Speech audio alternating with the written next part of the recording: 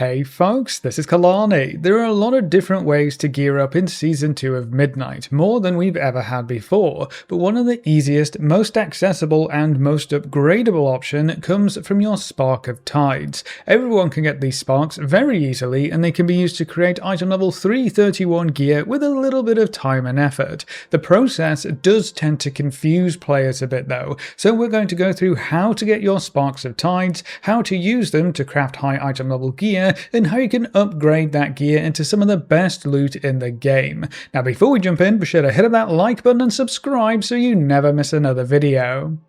Spark crafted gear seems to be one of the most misunderstood gearing options in Midnight, which is a shame because it's arguably one of the most reliable and most flexible options available to every kind of player. I know there are a lot of returning players for Season 2 who may not have seen this system before, so we're going to go through the entire process of getting your sparks and turning them into some crafted gear.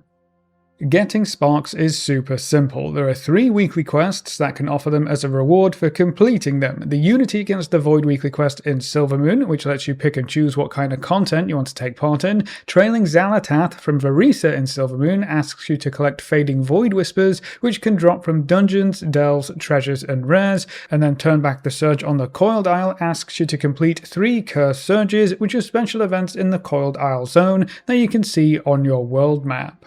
Each quest can reward you with 1 spark, but there are limits on how many you can acquire at any one time. We have a cumulative seasonal cap that increases by 1 per week, and a very easy way to check the current cap is to look for the Tidal Spark Dust in your currency tab. If you hover over that, it will show you the current seasonal cap as well as how many sparks you have already received in the current season. If you're behind on sparks, you'll also have a chance to loot them from endgame content like raid bosses, dungeon runs or delve clears until you're caught back up. So it's always super easy to catch up if you miss a couple weekly quests or you rejoin the season halfway through.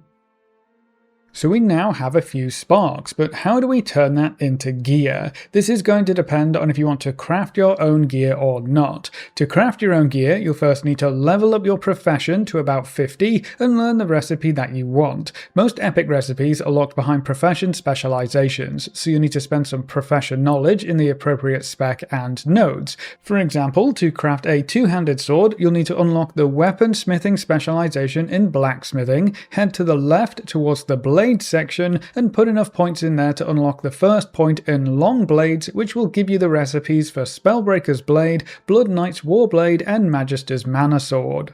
It's actually very easy to see where a recipe comes from. Just find the recipe in your list, click on it and hover over the recipe unlearned text. That will tell you whether it comes from a vendor, how much it might cost to buy, or if it comes from your specialization trees and which tree it's located in.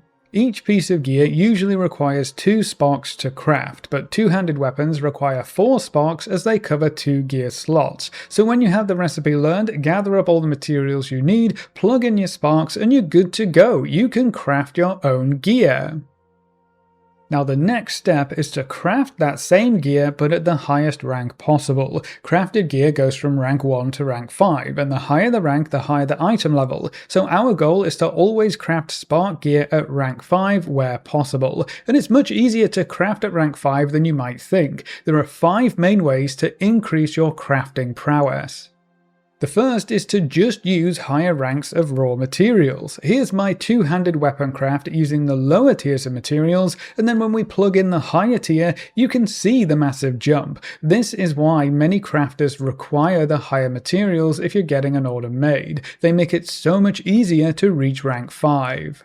The next way to boost your rank is to buy or upgrade your profession equipment. There are 3 pieces that every profession can equip, and each one provides a skill bonus. If you can afford it, I would recommend picking up the blue tools as they do provide higher bonuses. You can buy all of these off the auction house if you don't want to faff around with other professions to make your own equipment. The most important factor is definitely your profession knowledge, but this is also much easier than it first looks. After you've chosen your recipe to craft, just put points into nodes that increase that recipe's skill. The further down each tree you go, the more specific you will get. So for the two-handed sword example, this node will massively increase your skill for the craft, while this middle node increases your skill for all blade crafts, and then the first node increases skill for all weapon crafts. This is important if you want to be able to craft a lot of different items at rank 5. Armor is a great example here. It's usually enough to just put points into the two general nodes for each armor craft. Not only does this let you unlock all of the recipes much faster, but as you can see here, these points let me craft hands, braces, and belts all at rank 5, and that only costs 60 knowledge points. You can earn large amounts of profession knowledge by picking up the one-time treasures scattered around the midnight zones. You can use an add-on like Handy Notes to show you exactly where each treasure is to make collecting them extremely quick and easy. You'll also earn knowledge the first time you craft any recipe. There's a weekly quest for each profession in the crafting area of Silvermoon that rewards more knowledge, and you can complete patron work orders to earn a lot of knowledge as well, even if you just wait for orders that provide all of the materials. The last way to increase your crafting skill is to simply level up your profession. Each level increases your skill, which is the deciding factor for your result. So leveling from 50 to 100 will get you much closer to a rank 5 craft, though it's definitely not required. The fifth factor doesn't actually increase your skill. Instead, it lets you skip to your next rank by using concentration. So our goal isn't actually rank 5, it's only rank 4. If you get your craft up to rank 4, you can use concentration to bump it up to rank 5 instantly. Your concentration refills slowly over time, but if you're only crafting for yourself, you'll basically never run out.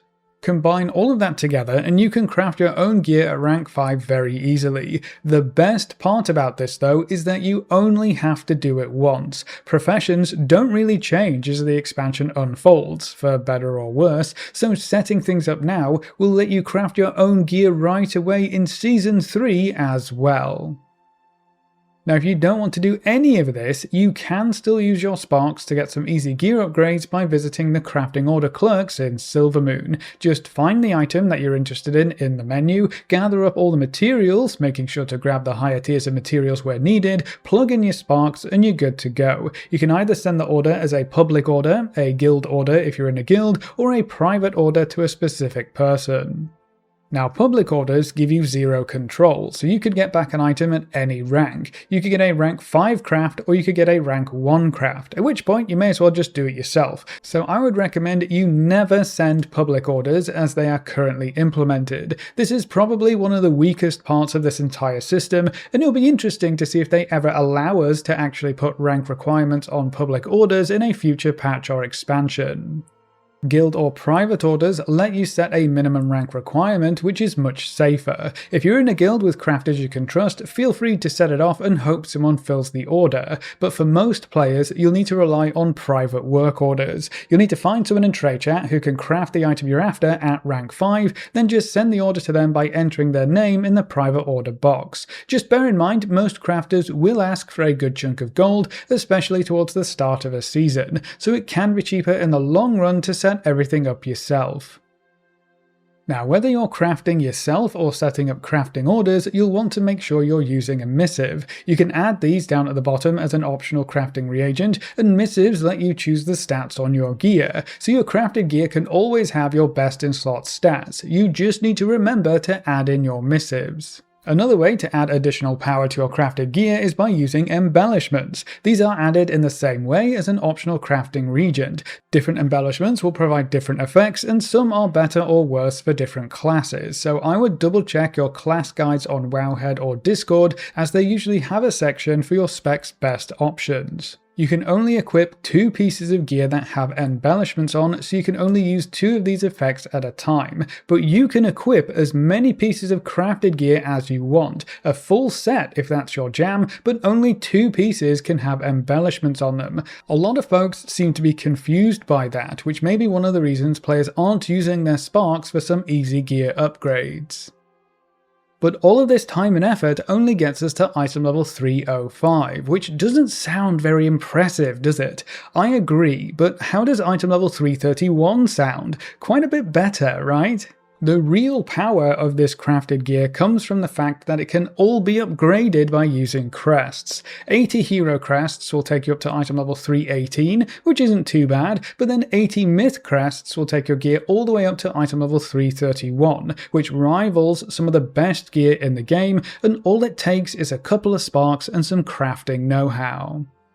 Now, you don't have to add these crests in the first time you craft a piece of gear. You can add them in later via a recraft. If you're crafting your own stuff, just use the recraft option at the top of your profession, choose the item you want to recraft, supply the materials, add in the sparks, and you're good to go. This means you never have to wait to craft your items. You can make them at item level 305 if that's a decent upgrade for you, and then when you earn enough crests later on, you can upgrade it.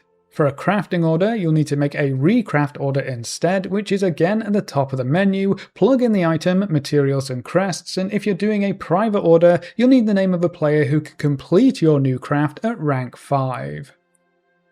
Now, getting your hands on some crests to fuel these upgrades is fairly straightforward. You can get hero crests from high tiers of delves, nightmare prey hunts, various weekly quests, middle tiers of Mythic Plus dungeons, and heroic raid bosses, so there are plenty of options for hero crests, even if you don't do group content.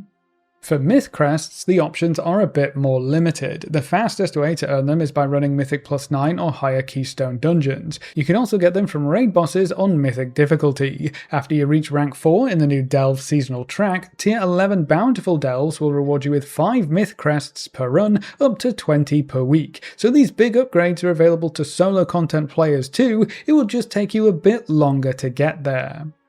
As you gear up, you'll also be able to trade up your crests, which can help speed things up quite a bit. After earning the Champion of the Mist achievement by equipping a piece of item level 308 gear or higher in every gear slot, you can trade Champion crests up to Hero crests. After doing the same thing with item level 321 gear, you'll be able to trade Hero crests up to Myth crests, so eventually everyone will have much easier access to those 331 crafted gear upgrades. Now, there are some one-time crest rewards that are worth mentioning. The first time you defeat the Season 2 Delve Nemesis on the lower difficulty, you'll get 30 hero crests, and on the higher difficulty, you'll get 30 hero and 30 myth crests. All of these crests also don't count towards your weekly caps, making them a great way to get ahead on gear upgrades. You'll get these rewards even if you're in a group, so you can go in with a full group to make it much easier, and everyone can earn their bonus crests. And then the first time you clear a tier 11 bountiful delve, you get an item that starts the quest, a cracked keystone. That quest asks you to complete any keystone dungeon, and it will reward you with 20 hero and 20 myth crests. So you can actually craft your first item level 331 piece of gear very quickly if you combine all of these sources together. If you're wondering what items to craft and in which order, it's largely going to depend on what kinds of content you like to take part in. Your Wowhead class guide should have a section for their recommended crafting gear order under the gearing section of the guide, but most players and specs will want to get a weapon crafted as early as possible, as it provides the largest power spike. That's why you'll see a lot of folks running around with an item level 331 weapon in the first week of the season, and that's what I plan to make first as well. After that, crafted gear becomes an amazing way to replace your lowest item level pieces of gear, especially for the slots that don't conflict with any tier gear. So that's your cloak, bracers, belts, and boots for the most part. But that's everything you should need to know to turn your Sparks of Ties into very powerful pieces of gear, and how you can upgrade them to item level 331, even if you're only focusing on solo player content. Do you have any leftover questions about how any of this works, and do you think the profession system needs another revamp as we head into the next expansion? Leave all your thoughts in the comment section below. A big thank you to all of our supporters over on Patreon and to all of our members here on YouTube. You can see their names on screen. If you're interested in supporting the channel, you can find links in the description or click the join button just below the video. If you enjoyed the video or found it useful in any way, make sure to subscribe and ring that notification bell so you're always kept up to date. Thanks for watching, folks, good luck and have fun, and as always I will see you next time.